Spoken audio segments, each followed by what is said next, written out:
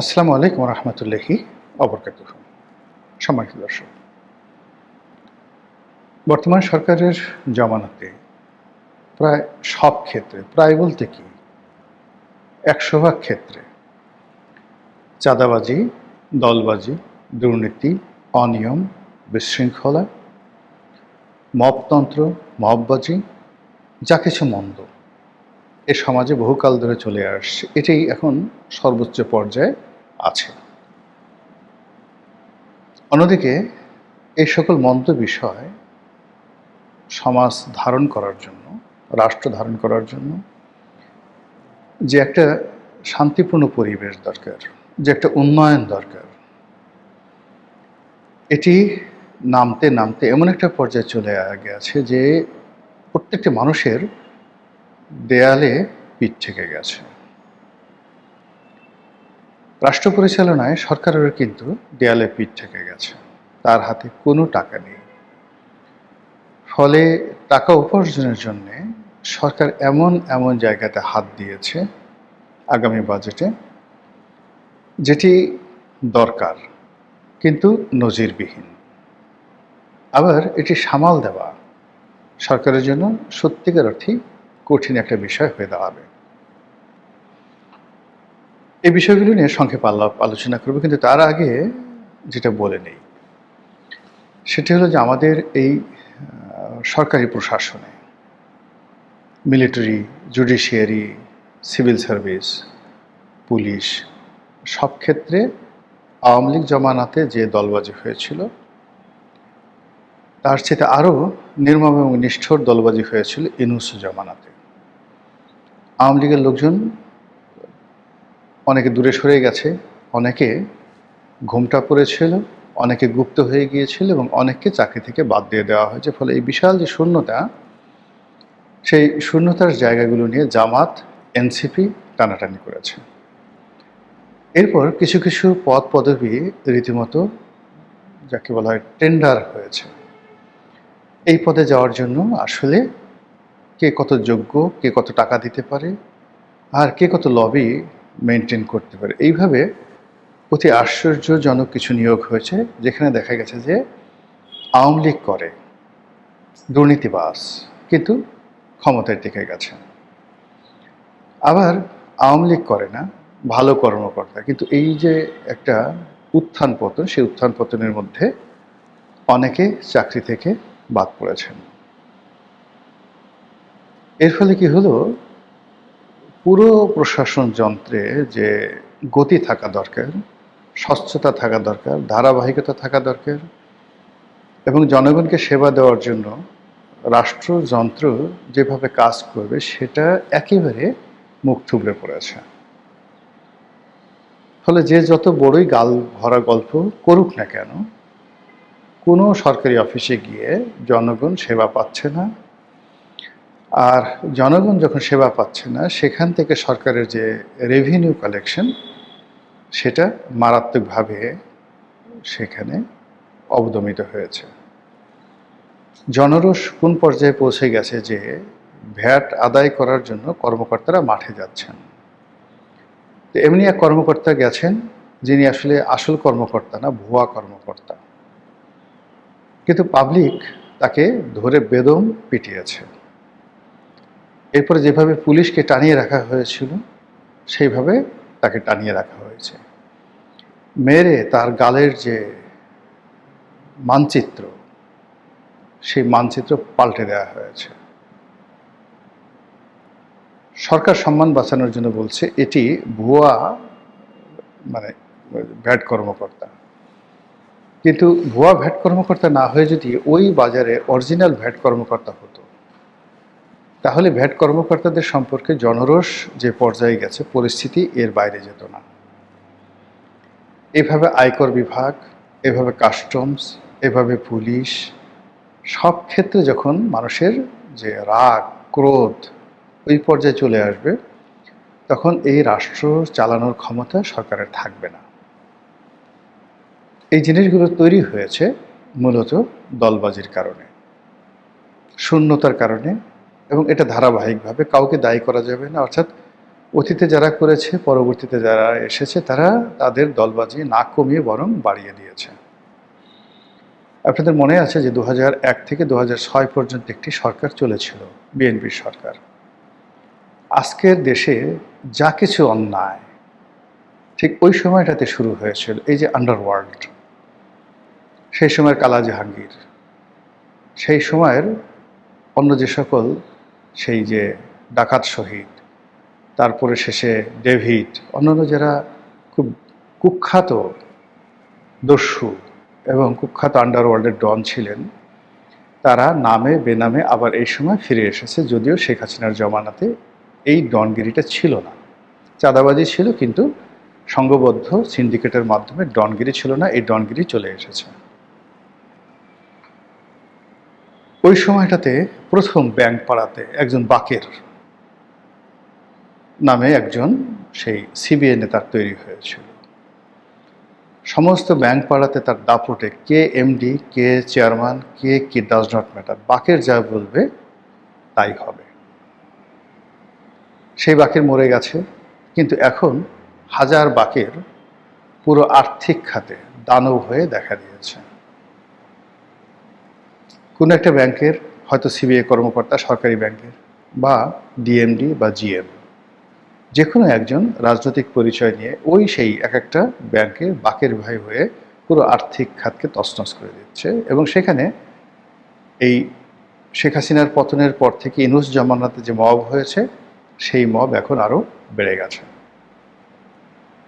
নিয়োগ, বদলি, প্রমোশন, সব ক্ষেত্রে প্রথমত টাকা, দ্বিতীয়ত অযোগ্যতা, তৃতীয়ত আনুগত্য।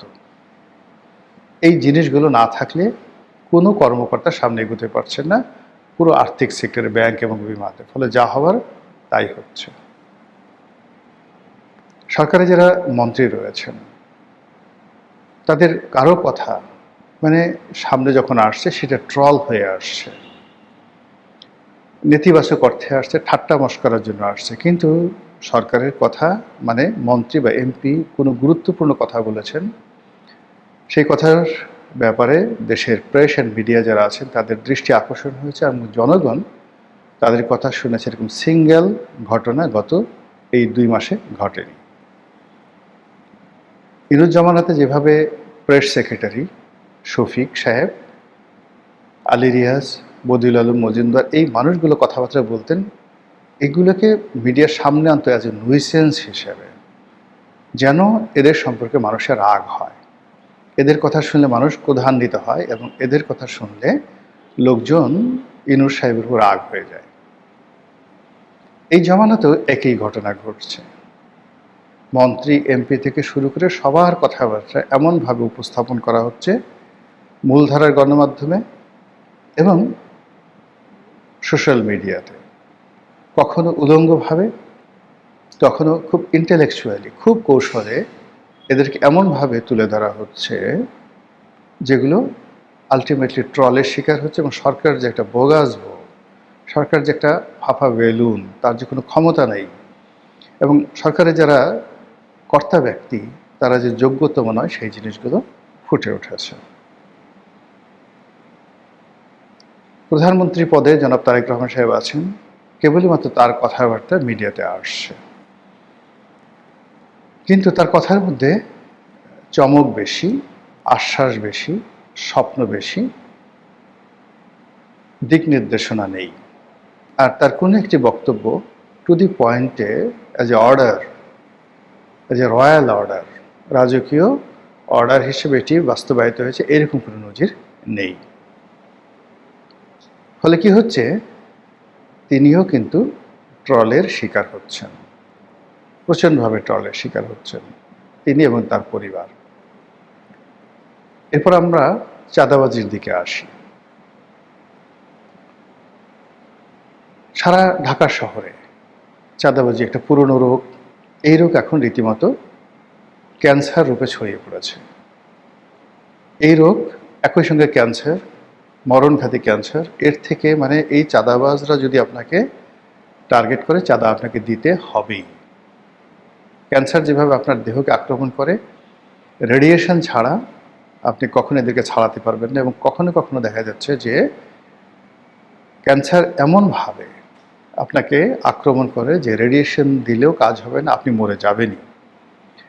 এভাবে আমাদের সমাজে এখন চাঁদার জন্য সিন্ডিকেট হয়েছে, চাঁদার জন্য লাইসেন্স হচ্ছে, চাঁদার জন্য কার্ড তৈরি হচ্ছে, আইডেন্টি কার্ড তৈরি হচ্ছে, চাঁদাবাজদের গডফাদার তৈরি হচ্ছে, তার সঙ্গে অন্য সবাই জড়িত হয়ে গেছে। পুলিশ থেকে শুরু করে অন্য সরকারি অফিসে যে দলবাজি হচ্ছে, একজন পুলিশ কর্মকর্তা ডিআইজি র্যাঙ্কের, ঢাকার ডিআইজি, তার যে বক্তব্য, সেই বক্তব্য ইতিপূর্বে কখনো এরশাদের আমলে কিংবা আগের বিএনপি আমলে কিংবা শেখ হাসিনার জামানাতে এই ধরনের কথা একেবারে একটা ওসিও বলেনি, একটা কনস্টেবল, এমনকি একটা চৌকিদারও বলেনি। জয় বাংলা, জয় বঙ্গবন্ধু, বাংলাদেশ জিন্দাবাদ, নারায়ে তাকবীর, আল্লাহু আকবার, আমি জামাতের কর্মী ছিলাম, আমি বিএনপির কর্মী ছিলাম, আমি আওয়ামী লীগের কর্মী ছিলাম, এই কথা এই প্রথম একজন ডিআইজি, ধরে নেওয়া হয় তিনি আইজি হবেন, তেয়ার মুখ দিয়ে বের হলো। ইট মিনস তেলবাজি, দলবাজি, এটি এখন এমন একটা পর্যায়ে পৌঁছে গেছে, সবাই মনে করছে এটা করা ছাড়া তাদের ভাগ্যে প্রমোশন জুটবে না, তাদের চাকরি থাকবে না। তাদের মালিক এবং মালিকিন যারা আছেন, প্রভু বা যারা আছেন, বা তাদের যাকে বলা হয় নিজেদেরকে মানে যারা কৃতদাস মনে করেন, সেই কৃতদাসে যারা মাস্টার, সেই মাস্টার যারা আছেন তারা মনে করছেন যে এখানে যোগ্যতা বিষয় না, যে যত পারো তেল মারো, নির্ভয়ে, নিশ্চিন্তে, নির্ভাবনায় যত তেল মারবে তত বেশি সফলতা পাবে। এই 2 মাসে তেলে তেলে সয়লাভ হয়ে গেছে সব কিছু। এরপর আপনি আসেন যে চাঁদাবাজি গেল, তেলবাজি গেল, দলবাজি গেল, এরপর হলো নীতি এবং নৈতিকতা।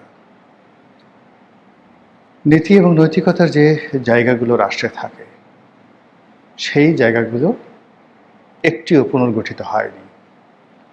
দুর্নীতি দমন কমিশন, মানবাধিকার কমিশন থেকে শুরু করে আরও যা কিছু রয়েছে, সংবাদপত্র জগৎ, মানে এই সংবাদপত্র জগতে একটা সময় ধরেন শ্যামল দত্ত, মোজাম্মেল বাবু, ফরজানা রূপা, মুন্নি সাহা, এরকম অনেকে প্রধানমন্ত্রীর দপ্তরে গিয়ে তারা দালালি করতেন এবং এগুলো নিয়ে আমরা ট্রল করতাম।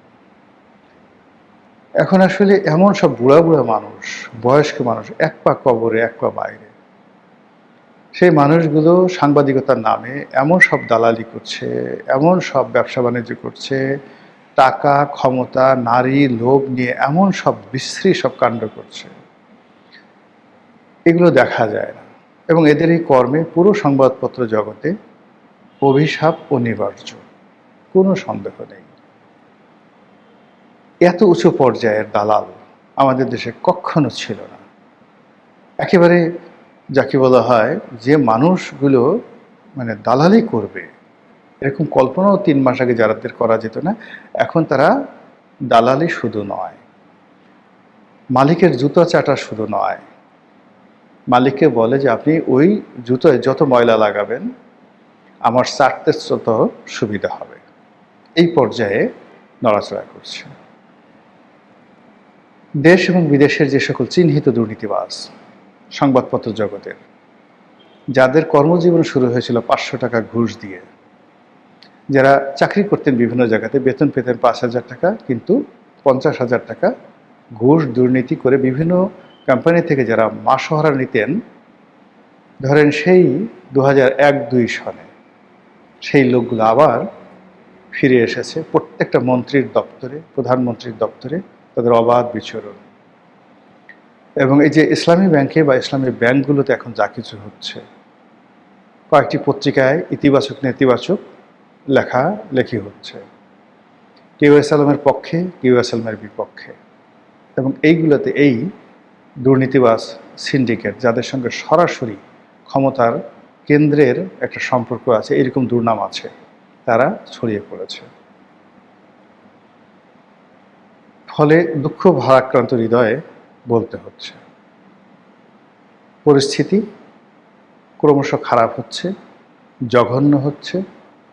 আর এই জঘন্য পরিস্থিতি দিয়ে সরকারের যে ন্যূনতম লাভ হবে না, বরং আরও বহু দায়, বহু দেনা সরকারকে শোধ করতে হবে, সেরকম একটা পরিবেশ পরিস্থিতি এই মুহূর্তে অবশ্যম্ভাবী হয়ে পড়েছে। মহান আল্লাহ আমাদের সবাইকে হেদায়েত দান করুন, হেফাজত করুন। আসসালামু আলাইকুম ওয়া রাহমাতুল্লাহি ওয়া বারাকাতুহু।